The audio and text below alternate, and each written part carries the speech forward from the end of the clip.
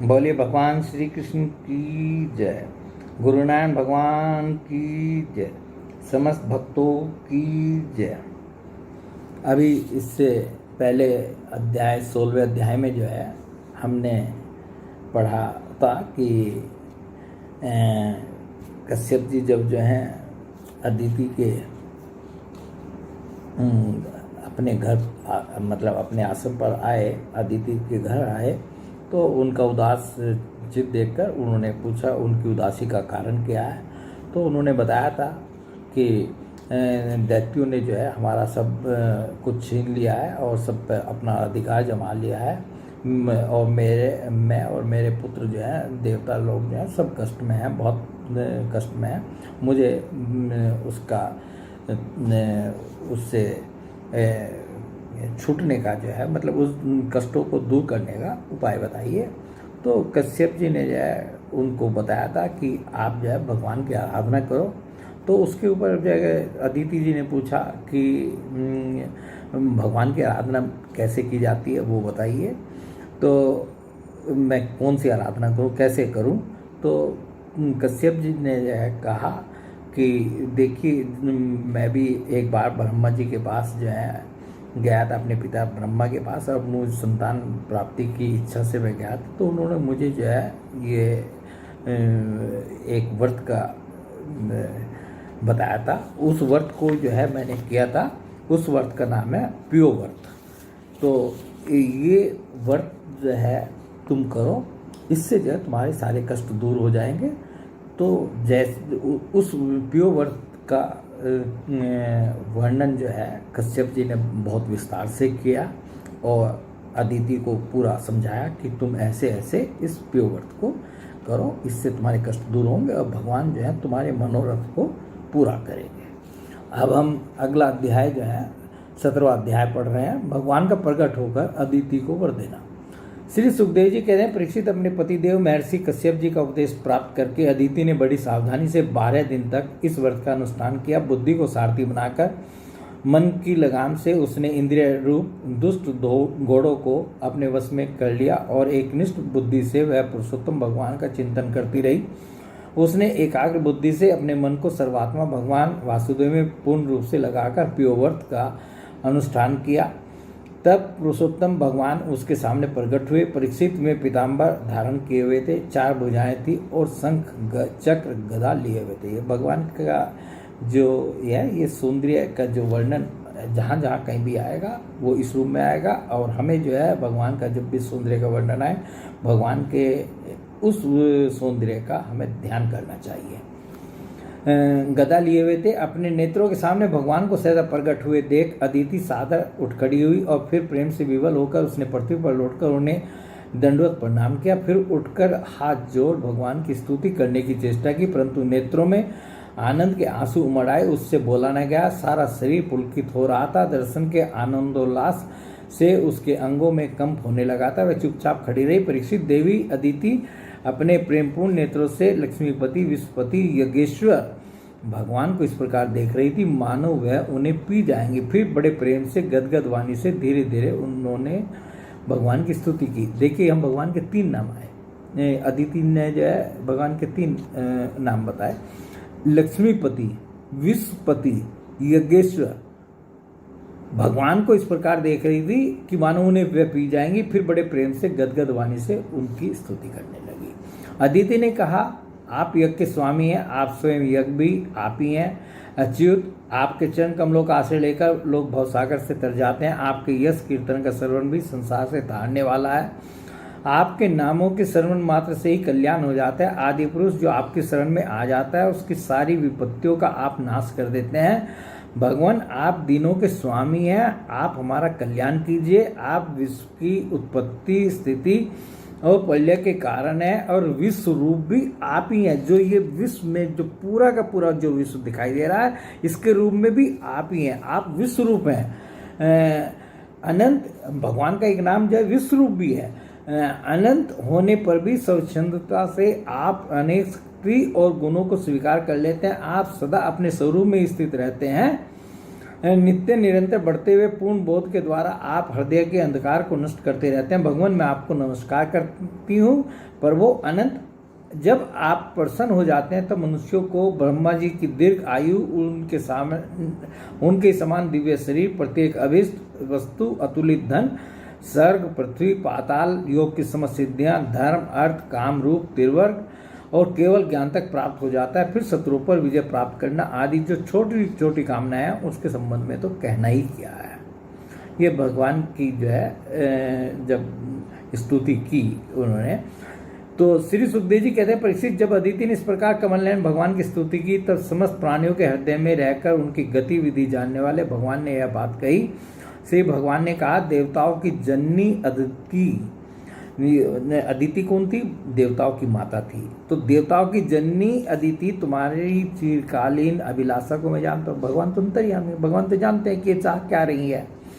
शत्रुओं ने तुम्हारे पुत्रों की संपत्ति छीन ली है, उन्हें उनके लोक यानी स्वर्ग से खदेड़ दिया है। तुम चाहती हो कि युद्ध में तुम्हारे पुत्र उन मतवाले और बलि असुरों को जीतकर विजय लक्ष्मी प्राप्त करें। तब तुम उनके साथ भगवान की उपासना करो। तुम्हारी इच्छा यह भी है कि तुम्हारे इंद्र आदि पुत्र जब शत्रुओं को मार डालें तब तुम उनकी रोती हुई दुखी स्त्रियों को अपनी आंखों से देख सको। अदिति तुम चाहती हो कि तुम्हारे पुत्र धन और शक्ति से समृद्ध हो जाएं, उनकी कीर्ति और ऐश्वर्य उन्हें फिर से प्राप्त हो जाए तथा वे स्वर्ग पर अधिकार जमाकर पूर्ववत विहार करें। परंतु देवी वे असुर सेनापति इस समय जीते नहीं जा सकते, ऐसा मेरा निश्चय है, क्योंकि ईश्वर और ब्राह्मण इस समय उनके अनुकूल है। अरे भगवान ये बात कह रहे हैं कि इस समय वे जो है जीते नहीं जा सकते, क्योंकि कौन कौन उनके अनुकूल है?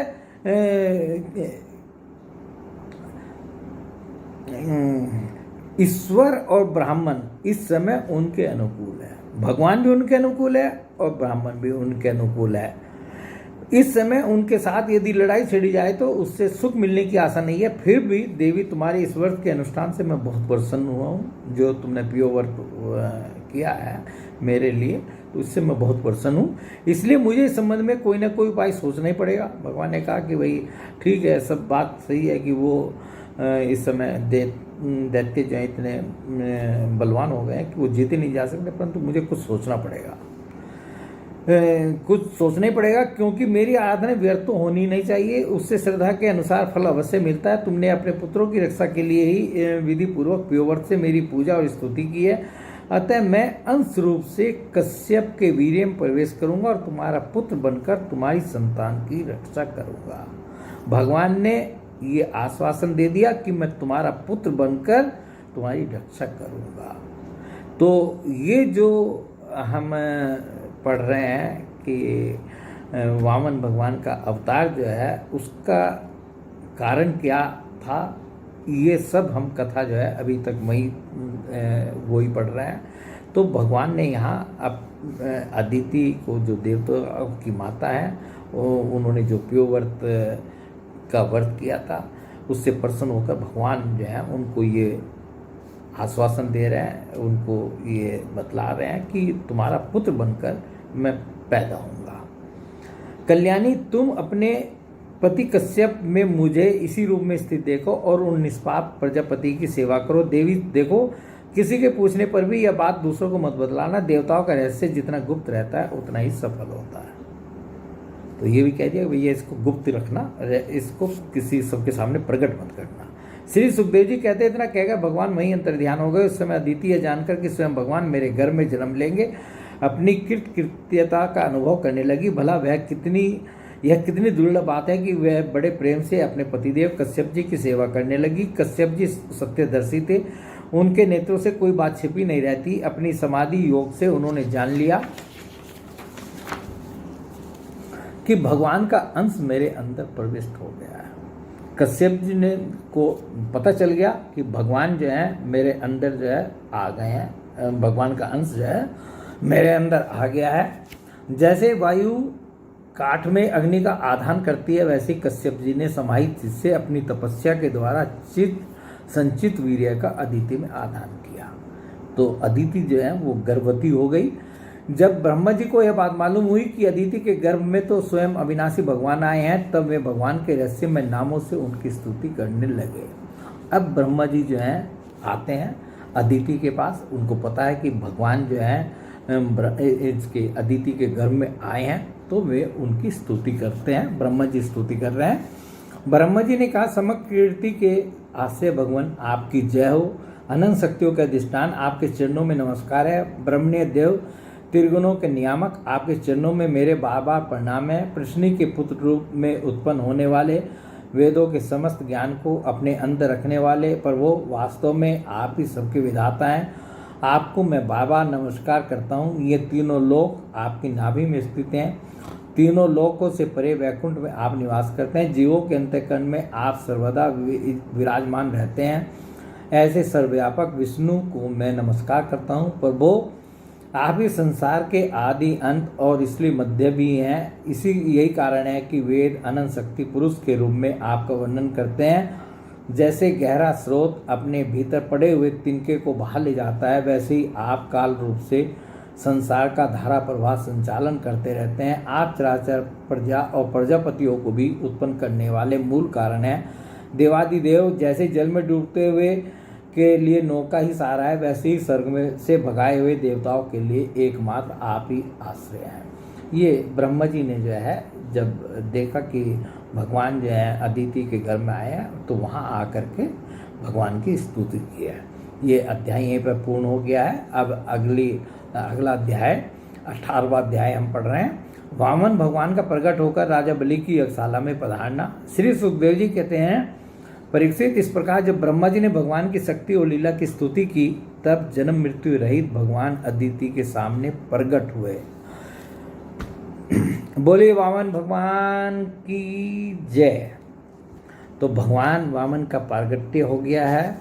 भगवान के 4 भुजाएं थी, उनमें वे शंख, गदा, कमल और चक्र धारण किए हुए थे। कमल के समान कोमल और बड़े बड़े नेत्र थे। पीताम्बर शोभायमान हो रहा था। विशुद्ध श्याम वन का शरीर था। मकराकृत कुंडलों की कांति से मुख कमल की शोभा और विलसित हो रही थी।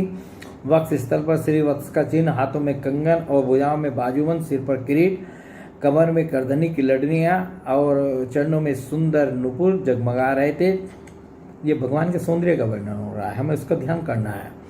भगवान गले में अपनी स्वरूपभूत वनमाला धारण किए हुए थे, जिसके चारों ओर झुंड के झुंड भौरे गुंजार कर रहे थे। उनके कंठ में कौस्तुभ मणि सुशोभित थी। भगवान की अंग कांति से प्रजापति कश्यप जी के घर का अंधकार नष्ट हो गया।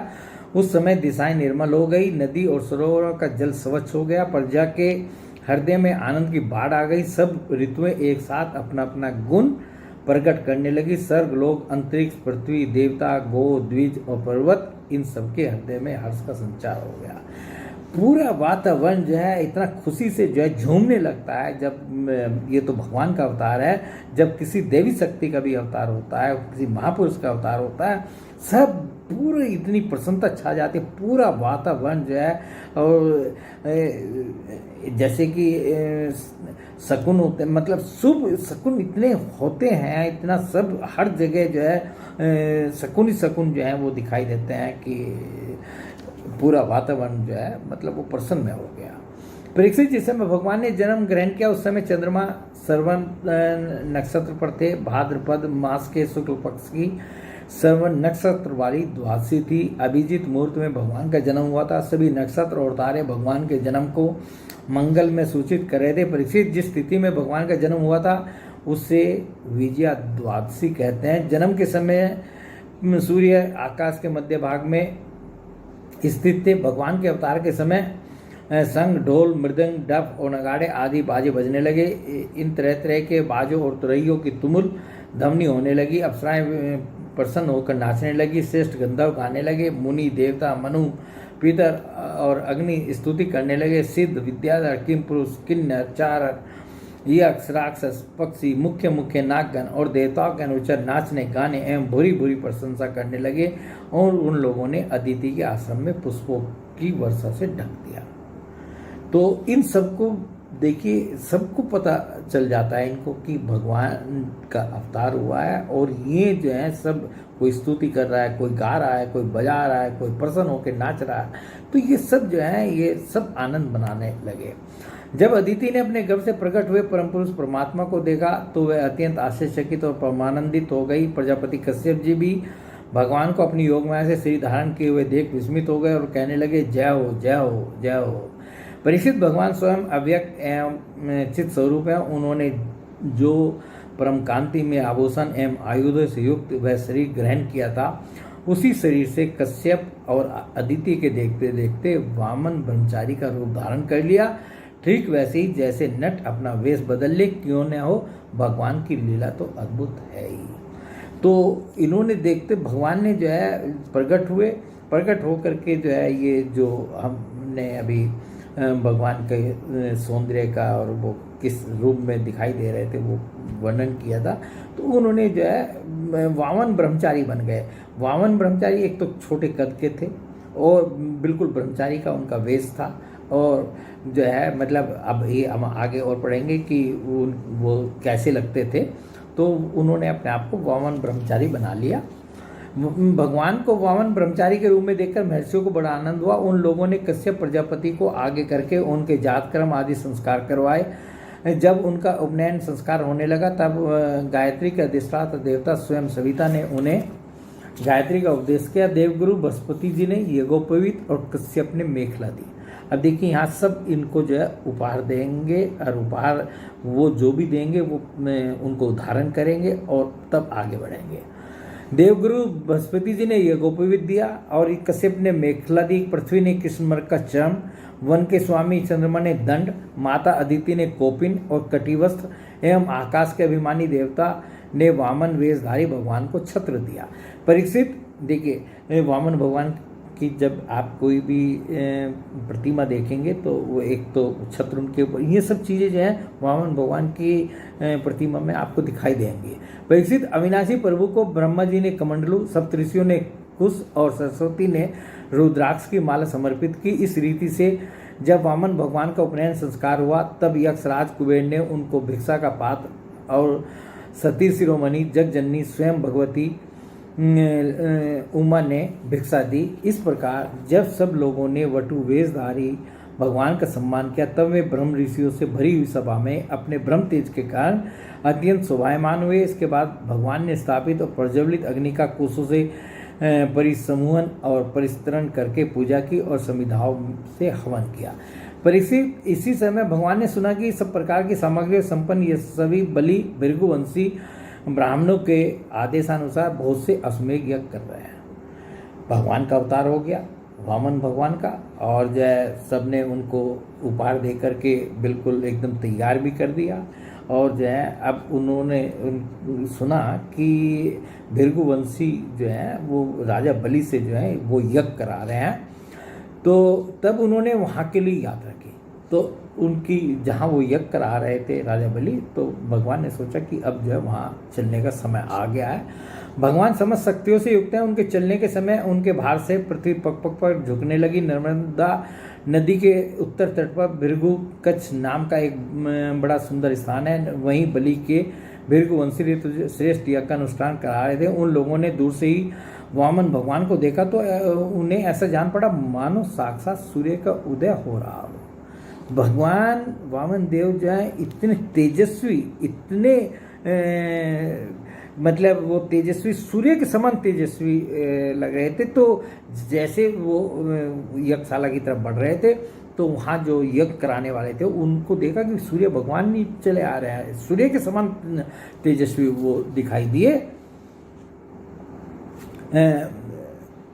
परीक्षित, वामन भगवान के तेज से ऋतु यजमान और सदस्य सबके सब निस्तेज हो गए। वे लोग सोचने लगे कि कहीं यज्ञ देखने के लिए सूर्य, अग्नि अथवा सनत कुमार तो नहीं आ रहे हैं। भृगु के पुत्र शुक्राचार्य आदि अपने शिष्यों के साथ इसी प्रकार अनेकों कल्पनाएं कर रहे थे। उसी समय हाथ में छत्र, दंड और जल में से भरा कमंडलू लिए हुए वामन भगवान ने अश्वमेध यज्ञ के मंडप में प्रवेश किया। तो भगवान वामन की प्रतिमा में जो है आप हमेशा जो है ये देखेंगे क्या क्या, हाथ में छत्र, दंड और जल से भरा कमंडलू लिए हुए वामन भगवान ने अश्वमेध यज्ञ के मंडप में प्रवेश किया। वे कमर में मूंज की मेखला और गले में यज्ञोपवीत धारण किए हुए थे। बगल में मृगचम था, सिर पर जटा थी। इसी प्रकार बौने ब्राह्मण के वेश में अपनी माया से ब्रह्मचारी बने हुए भगवान ने जब उनके यज्ञ मंडप में प्रवेश किया, तब भृगुवंशी ब्राह्मण उन्हें देखकर अपने शिष्यों के साथ उनके तेज से प्रभावित एवं निष्प्रभ हो गए। वे यज्ञ मंडप वे सब के सब अग्नियों के साथ उठ खड़े हुए। जब कोई इस तरह का तेजस्वी और महापुरुष जो है, महापुरुष ही समझ लीजिए उनको, कि वो जो है प्रवेश किया उन्होंने, तो सारे के सारे जो है ऋतु जो है जितने भी थे वो सब एक साथ खड़े हो गए और उन्होंने वामन भगवान का स्वागत सत्कार किया। भगवान के लघु रूप के अनुरूप सारे अंग छोटे छोटे बड़े ही मनोरम एवं दर्शनीय थे। छोटे तो थे भगवान जो है, बलि जो है वो ये वामन भगवान जो है, तो जो है उनके सारे अंग छोटे छोटे बड़े ही मनोहर एवं दर्शनीय थे। उन्हें देखकर बलि को बड़ा आनंद हुआ और उन्होंने वामन भगवान को एक उत्तम आसन दिया। बलि भी बहुत खुश हुआ, भगवान को देख करके बलि भी जो है बहुत प्रसन्नचित हुए।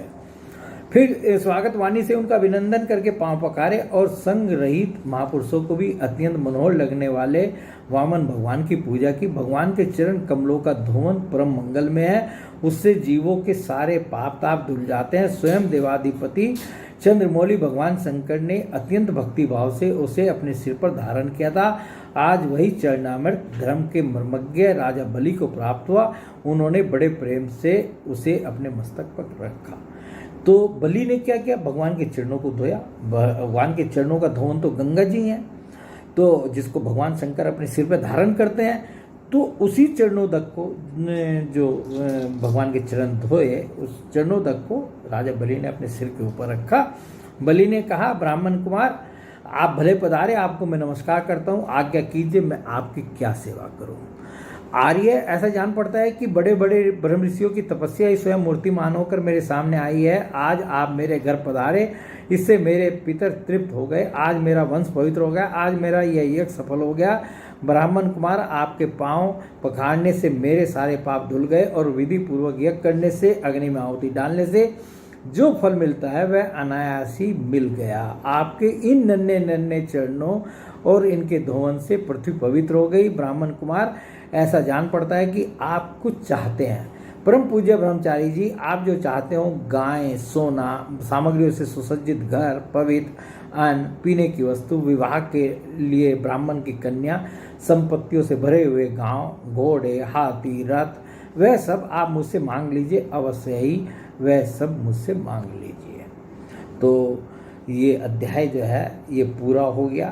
तो इसमें जो है बाद में जो है जब ये इनके दर्शन किए, चरणोदक को अपने सिर पर रखा राजा बलि ने, तो उनको लगा कि भगवान जो है यहाँ जो पधारे हैं, इनकी कुछ इच्छाएं या कुछ मांगने के लिए आए हैं। तो उन्होंने कहा कि आप जो भी मांगना चाहें, उन्होंने जो जो भी वस्तु के नाम गिनवाए, भूमि चाहिए, सोना चाहिए, ये चाहिए, वो चाहिए, आप जो भी चाहें वो मेरे से मांग लीजिए, मैं आपको सब दे दूँगा। तो हम क्रम से जो है पढ़ते जा रहे हैं, इससे अगला अध्याय जो है अगले उसमें। बोलिए भगवान श्री कृष्ण की जय, गुरु नारायण भगवान की जय, समस्त भक्तों की जय।